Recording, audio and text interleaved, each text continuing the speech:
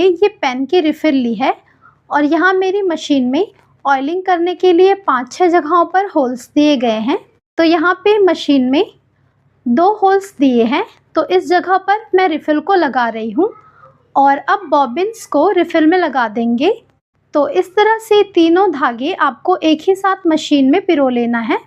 जैसे मशीन में नॉर्मली धागा लगाते हैं, वैसे ही 3 धागे को एक साथ लगा लेना है। ये डिज़ाइन आप किसी भी सिंपल सिलाई मशीन का इस्तेमाल करके बना सकते हैं। ये जो सिलाई मशीन मैं इस्तेमाल कर रही हूँ, ये भी सिंपल सिलाई मशीन है। अब एक साथ 3 धागे को मैं सुई में लगाऊंगी। अगर एक साथ 3 धागे सुई में लगाने में कोई परेशानी हो, तो धागे की नोक को पानी से भिगो करके ट्राई करिए।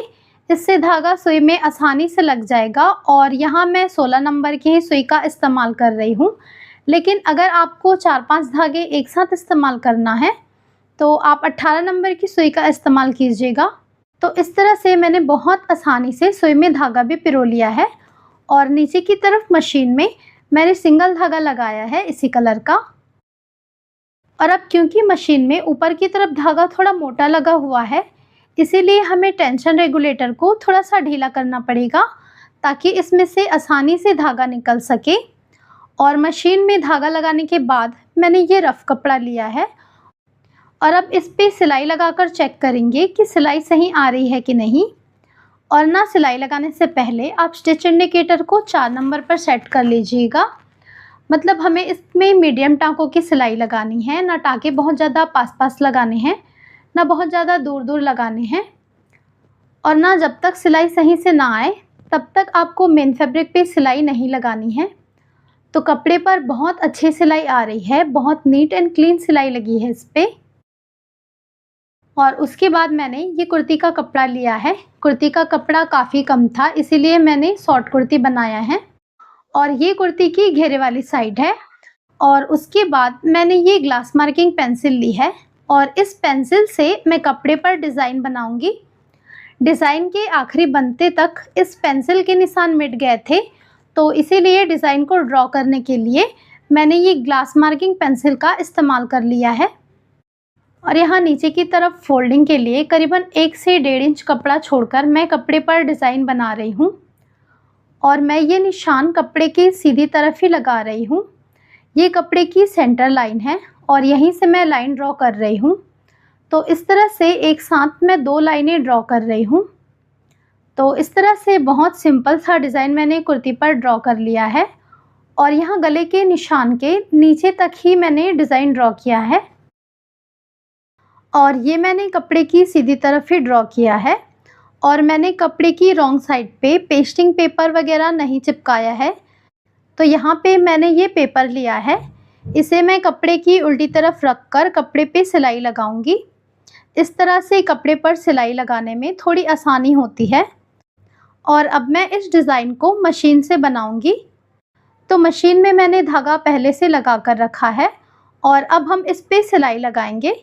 और कपड़े के नीचे मैंने पेपर रखा हुआ है, तो यहाँ पे जो लाइन है, इस लाइन के बिल्कुल किनारे से हमें सिलाई नहीं लगानी है। इस लाइन के थोड़ा पहले से हम सिलाई लगाना शुरू करेंगे।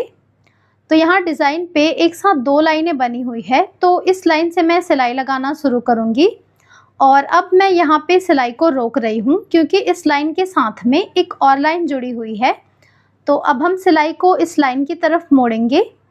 तो जहाँ पर भी इस लाइन के साथ में कोई और लाइन जुड़ी हुई होगी, तो हम उस लाइन पर भी साथ में सिलाई लगाते हुए जाएंगे। तो जिस तरह से डिज़ाइन ड्रॉ हुआ है, बिल्कुल उसी के ऊपर मैं सिलाई लगाते जा रही हूँ।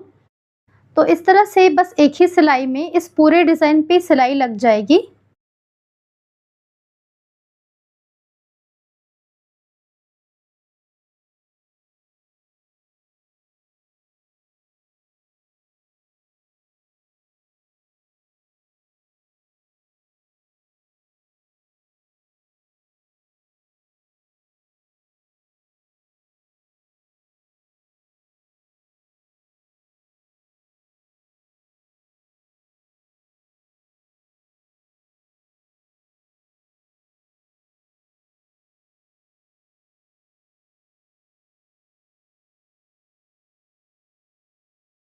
मैंने इस पूरे डिज़ाइन पर सिलाई लगा ली है। मैंने जो डिज़ाइन ड्रॉ किया था वो सिलाई लगाने के बाद कुछ इस तरह का बना है और मैंने कपड़े की उल्टी तरफ पेपर लगाकर डिज़ाइन को स्टिच किया था। तो अब कपड़े की उल्टी तरफ जो पेपर लगा है उसे निकाल देंगे। तो कपड़े की रॉन्ग साइड पे जो पेपर था उसे मैंने रिमूव कर दिया है और कपड़े को अच्छे से प्रेस कर लिया है। और उसके बाद मैंने ये फूलों वाली लेस ली है। वैसे मैंने ये लेस मीशो से मंगवाया था और अब इस लेस में से मैं फूलों वाला पैच काट करके डिज़ाइन में इस्तेमाल करूँगी। तो इस फ्लावर को मैं कट कर रही हूँ।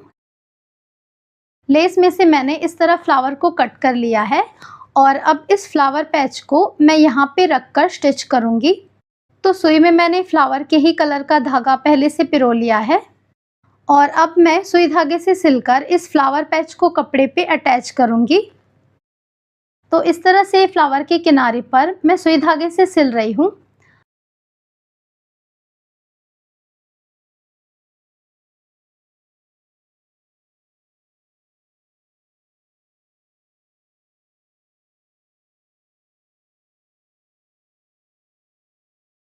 तो इस तरह से मैंने फ्लावर को पूरा स्टिच कर लिया है और अब मैं यहाँ पे पत्ते स्टिच करूँगी। और उसके बाद मैंने ये एंकर थ्रेड लिया है। इस धागे को एंकर थ्रेड कहते हैं और ये एक धागा 10 रुपए का आता है। ये धागा बहुत सारे कलर्स में अवेलेबल होता है। ये धागा आपको उस शॉप पर मिल जाएगा जहाँ पर सिलाई कढ़ाई का सामान मिलता है। और अब इस धागे को मैं सुई में पिरो रही हूँ। तो जितना धागा इस्तेमाल करना हो उतना कट कर लेना है। और अब धागे की एक साइड को बांध देंगे और दूसरे साइड को ऐसे ही रहने देंगे। तो अब मैं इस लाइन पर पत्ते स्टिच करूँगी। तो अब सुई को इस तरह से कपड़े से निकालेंगे और अब इस धागे को अंगूठे के नीचे रखेंगे और अब इसी जगह से सुई को वापस कपड़े में लगाएंगे और जितना पत्ते की लंबाई रखनी है वहाँ पर सुई को रोकना है इस तरह। और अब इस धागे को सुई के नीचे से इस तरह घुमाना है और अब सुई को इस तरह से निकाल लेना है। और अब वापस सुई को यहाँ पे डाल देंगे। तो इसी तरीके से आगे आगे पत्ते बनाते जाएंगे।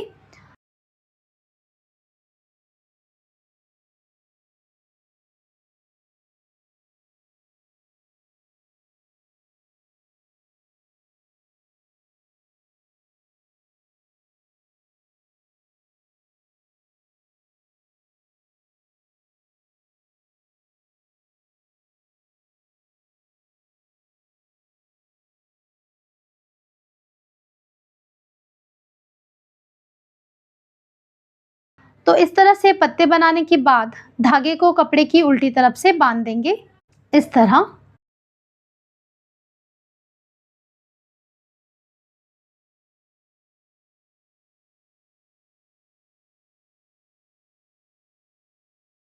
और अब मैं इस पूरे डिज़ाइन में फ्लावर्स और पत्ते सिलने के बाद आपको दिखाती हूँ।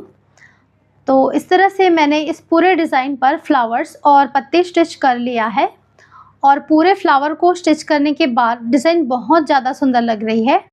और साथ ही में मैंने इस पूरे कुर्ती को भी स्टिच कर लिया है और कुर्ती बहुत ही सुंदर लग रही है। फ्रेंड्स, आपको ये डिज़ाइन कैसा लगा मुझे कमेंट करके ज़रूर बताइए और वीडियो पसंद आया होगा तो इसे लाइक करें। और अगर आप आगे भी इसी तरह डिज़ाइंस की वीडियोस देखना चाहते हैं तो इस चैनल को